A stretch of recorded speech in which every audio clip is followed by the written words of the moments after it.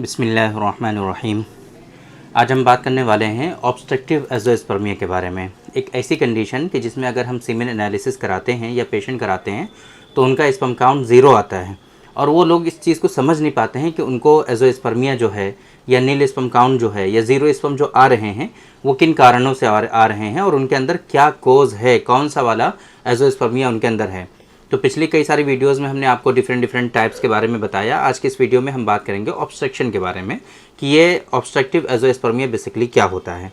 ये डिटेल में हम समझने की कोशिश करेंगे, इसके क्या क्या फैक्टर्स होते हैं, किन किन लोगों में होते हैं और किन लोगों में होने के चांसेस ज़्यादा होते हैं, और अगर आपको ऑब्स्ट्रक्टिव एज़ोस्पर्मिया है तो किस तरीके से आप इसको डायग्नोज कर सकते हैं।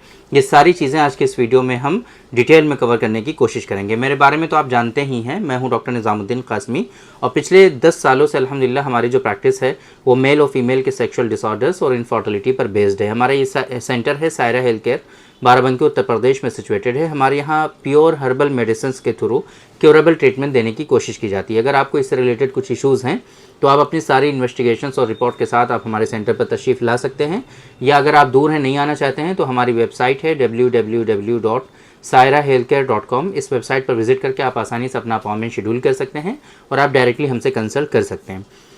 ऑब्स्ट्रक्टिव एज़ोस्पर्मिया एक ऐसी कंडीशन होती है जिसमें सीमेन एनालिसिस में स्पर्म आपके ज़ीरो आते हैं, लेकिन इसका मतलब ये नहीं है कि स्पर्म अंदर प्रोड्यूस नहीं हो रहे हैं। अंदर स्पर्म बन रहे होते हैं, स्पर्मेटोजेनेसिस प्रॉपरली हो रहा होता है, लेकिन स्पर्म उनके बाहर नहीं आ रहे होते हैं ड्यू टू ब्लॉकेज या ऑब्स्ट्रक्शन।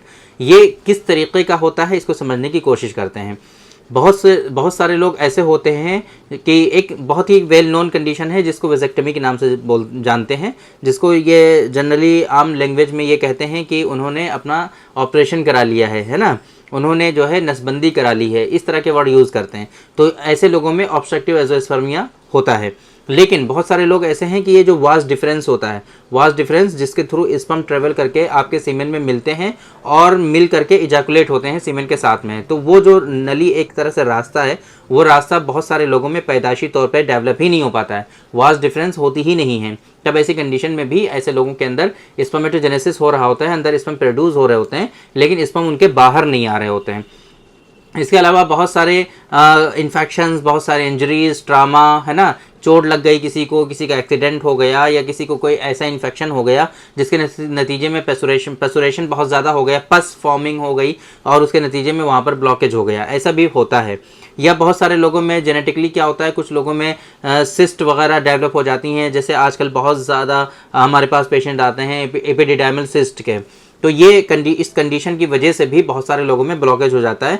अगर बायलेटरल एपिडिडाइमल सिस्ट हो और काफ़ी बड़ी हो जाए तो उसके नतीजे में भी स्पर्म जो है वहाँ पे प्रॉपरली ट्रेवल नहीं कर पाते हैं और ऑब्स्ट्रक्शन हो सकता है इसकी वजह से। ज़रूरी नहीं है कि सारे पेशेंट में जिनमें एपिडिडाइमल सिस्ट है तो उनमें ऐसी कंडीशन हो जाए। बाकी इन्फेक्शन वगैरह आपकी समझ में आ गया, एपिडिडाइमिटिस है ना, या इसी तरीके से कुछ सर्जरीज होती हैं, जैसे कि बहुत ही कॉमन सर्जरी होती है हर्निया रिपेयर जिसे कहते हैं हम लोग। तो हर्निया की सर्जरी की वजह से भी बहुत मतलब कुछ पेशेंट में इस तरह की कंडीशन होती है कि उनके अंदर जो स्पर्म के इजैकुलेट का जो रास्ता होता है वो उसमें ब्लॉकेज कर देते हैं, ऑब्स्ट्रक्शन हो जाया करता है। तो ये कुछ कंडीशन है जिसके नतीजे में आपके अंदर ऑब्स्ट्रक्टिव एज़ोस्पर्मिया डेवलप हो सकता है।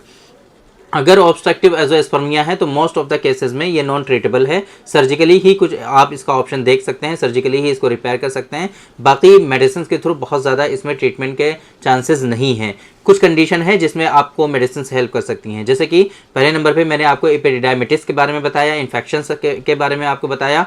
तो इन्फेक्शंस आपका क्योर हो सकता है और उस इन्फेक्शन के क्योर होने के साथ में जो ब्लॉकेज होता है वो ब्लॉकेज भी आपका ठीक हो सकता है। इसी तरीके से एपिडिडाइमल सिस्ट के बारे में मैंने आपको बताया कि अगर एपिडिडाइमल सिस्ट बहुत बड़ी है, बहुत ज़्यादा साइज़ में हो गई है, जिसके नतीजे में एपिडिडाइमिस पूरी की पूरी बंद हो गई है और इजैकुलेट नहीं हो पा रहे हैं, आपके स्पर्म वहाँ से ट्रेवल करके बाहर नहीं आ पा रहे हैं, तब ऐसी कंडीशन में एपिडिडाइमल सिस्ट को हमारे यहाँ यूनानी सिस्टम ऑफ मेडिसिन से क्योर किया जा सकता है, उसको ठीक किया जा सकता है। ये कुछ कंडीशन है जहाँ पर ऑब्स्ट्रक्टिव एज़ोस्पर्मिया आपका ठीक हो सकता है। बाकी मोस्ट ऑफ द केसेस जहाँ पर ऑब्स्ट्रक्शन है वहाँ पर सर्जिकली ही आपको हेल्प किया जा सकता है, मेडिसिन के थ्रू बहुत ज़्यादा हेल्प आपकी नहीं हो सकती है। तो हमने कई सारी पिछली वीडियोस में आप लोगों को समझाने की कोशिश की।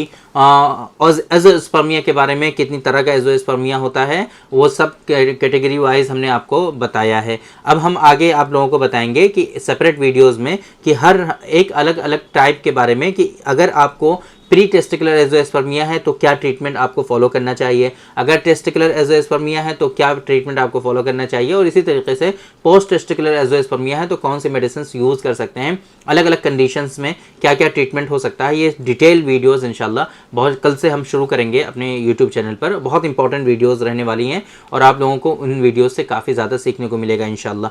तो अगर आपने अभी तक इस चैनल को सब्सक्राइब नहीं किया है तो सब्सक्राइब ज़रूर कर लें, ताकि ये जो इंफॉर्मेटिव वीडियोस, अपने हिसाब से हम तो अच्छी वीडियोस बना रहे हैं, अगर आपको समझ में आ रही हैं तो आप सब्सक्राइब कर लें, ताकि ये वीडियोस जो हैं आपको मिलती रहें और प्रॉपर इन्फॉर्मेशन, जानकारी जो है आपको आपकी हेल्थ के बारे में वो मिलती रहे। तो उम्मीद करते हैं कि आज के इस वीडियो में जो इन्फॉर्मेशन हमने आप लोगों को डिलीवर करने की कोशिश की वो आप लोगों को ज़रूर समझ में आई होगी और आज के इस वीडियो से आप लोगों को ज़रूर फ़ायदा हुआ होगा। तो थैंक यू वेरी मच, बहुत बहुत शुक्रिया आपका। आज के इस वीडियो में इतना ही। इंशाल्लाह कल फिर मुलाकात होगी आपसे एक दूसरी वीडियो में, हम डिस्कस करेंगे आपसे एक दूसरे टॉपिक पर। तब तक के लिए आप हमें इजाज़त दीजिए। अस्सलाम वालेकुम।